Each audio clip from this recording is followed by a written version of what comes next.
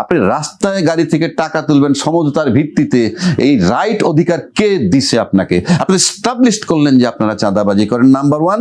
Number two, আপনি রাষ্ট্রীয়ভাবে ক্ষমতায় বসে সরকারিভাবে চাঁদার পক্ষে ছাড়পত্র দিচ্ছেন। নতুন সরকারের কার্যক্রম মানুষে অনেকেই বলে যে মন্তব্য করার সময় আসে নাই, এখন কি জাস্ট হানিমুন চলছে, মন্তব্য করার সময় আসবে না কেন? আপনারা তো এমন কোনো ভাবে বসে থাকেননি যেখানে মন্তব্য আসে না। একজন মন্ত্রী, দায়িত্বশীল মন্ত্রী বলতেছে সমঝোতার ভিত্তিতে টাকা নিলে সেটা চাঁদা নয়। কোথায় পেয়েছেন আপনার? কে শিখিয়েছে? ওই মন্ত্রীকে আমি প্রশ্ন রাখতে চাই যে সমঝোতার ভিত্তি মানে কি? সমঝোতা হয় কিভাবে? প্রথম এসে তো আপনি আমার কাছে টাকা চাইবেন যে আমাকে 5,000 টাকা দাও, না দিলে আচ্ছা ঠিক আছে 500 নাও বা 1,000 নাও, এটাকে বলে সমঝোতা। আপনি চাইবেন কেন? আপনাকে এই অধিকারটা কে দিছে চাওয়ার? কি অধিকারে চাইছেন? আপনি কৈফিয়ত দেন জাতির কাছে যে আপনি কি অধিকারে বললেন যে সমঝোতার ভিত্তিতে যে টাকা নিবে সেটা চাঁদা নয়। আপনি যে আমার কাছে এসে চাইবেন 5,000 তারপর দিব 1,000, এই চাওয়ার অধিকারটা, রাইটটা আপনাকে কে দিছে? Number one. নাম্বার টু, আপনারা বলছেন মালিক সমিতি, শ্রমিক সমিতি এগুলা চালানোর জন্য তারা টাকা তোলে। মালিক সমিতি, শ্রমিক সমিতি চালানোর জন্য সদস্য থাকে, ওখানে সদস্যরা মাসিক চাঁদা দেয়। আমরা সমিতি ক্লাব সম্পর্কে জানি। যারা সদস্য থাকে মালিক সমিতির, শ্রমিক সমিতির, তারা চাঁদা দিবে, ওই সদস্যরা। আপনি রাস্তায় গাড়ি থেকে টাকা তুলবেন সমঝোতার ভিত্তিতে, এই রাইট অধিকার কে দিছে আপনাকে? আপনি এস্টাবলিশ করলেন যে আপনারা চাঁদাবাজি করেন, নাম্বার ওয়ান। নাম্বার টু, আপনি রাষ্ট্রীয়ভাবে ক্ষমতায় বসে সরকারিভাবে চাঁদার পক্ষে ছাড়পত্র দিচ্ছেন যে চাঁদাটা বৈধ। সুতরাং এতদিন যে চাঁদাবাজি কথাটা আসছে সেটা তো আপনার ক্ষমতায় এখনো অফিসিয়ালি আপনারা বসেন নাই। অফিসিয়ালি বসবেন 12ই মার্চে সংসদ অধিবেশন আসার পর। এখানে প্রধানমন্ত্রী ডিক্লেয়ার হবে, স্পিকার, ডেপুটি স্পিকার সবকিছু হওয়ার পর। তার আগেই আপনারা চাঁদাবাজি নিয়ে বললেন এইটা। আবার একজন মন্ত্রী বললেন গণভোটে রাজি না হইলে নির্বাচন দিত না, সেটাও বলে ফেললেন।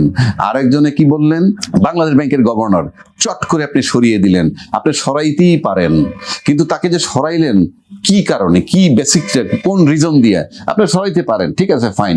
যাকে আনছেন কোনো সন্দেহ নাই তার কোয়ালিফিকেশন সে কিছুই না, আমি তাও ধরে নিলাম যে সে আপনি আনতে পারেন, সে বুঝবে না বাংলাদেশ ব্যাংক, তাও আমি চ্যালেঞ্জ করছি না। উনি ব্যবসায়ী, ওনার মাথায় দুটো কাজ করবে। নাম্বার ওয়ান, উনি নিজে ব্যবসায়ী, ওনার মাথায় সবসময় ব্যবসায়ীদের পক্ষে ব্যাংকে কিভাবে রাখবে, ব্যাংকের ব্যবসায়ীদের ক্ষেত্রে কিভাবে কি সুবিধাটা নিবে, এটা তার মাথায় ঘুরবে, হাজার চেষ্টা করলে সরবে না। সুতরাং এই ব্যবসায়ীকে আনা কনফ্লিক্ট অফ ইন্টারেস্ট, আপনি আনা ঠিক হয় নাই, নাম্বার ওয়ান। নাম্বার টু, 90 লক্ষ টাকা তার ঋণ আছে, না 89 কোটি টাকা তার ঋণ আছে। সেই ঋণ রিশিডিউল করেন, অমুক করেন, তমুক করেন, যা করেন তাই করেন। আপনার কাছে রাষ্ট্রীয় ব্যাংক 89 কোটি টাকা পাওনা। তো যার কাছে ব্যাংকের টাকা পাওনা আছে, যে ব্যাংক যার কাছে 91 কোটি টাকা পাওনা, তাকে আপনি পুরা বাংলাদেশের টাকার দায়িত্বটা দিয়ে দিলেন। এটা কি হিসাবে? কোনোভাবে সে যোগ্যতা অর্জন করে নাই, শুধু একটা কারণে। আজকেও তাকে সরাই দিয়ে তাকে ঋণ মুক্ত করেন, তারপরে দেন। আপনি একটা ঋণ যার কাছে ব্যাংক টাকা পায় তার কাছে আপনি সমস্ত ব্যাংক তুলে দিয়েছেন, এটা তো কোনোভাবেই গ্রহণযোগ্য না। আর যদি সে অত বড় সাকসেসফুল ব্যবসায়ী হইতো তাহলে উনি ঋণ খেলাপি হন কেন, রিশিডিউল করেন কেন? উনি তো ওনার ব্যবসায়ী করতে পারেন না। এই সমস্ত গল্প হলে তো লাভ নাই। সুতরাং এই যে কাজ, এতগুলা কাজ আপনারা চলবে। তাজুল ইসলাম, আপনি আইসিটি থেকে তাকে সরিয়ে দিলেন। তাজুল ইসলাম কি তার অযোগ্যতার কারণে সরিয়েছেন? কই, সেই কথা তো আসে নাই, আপনি সরিয়ে দিলেন।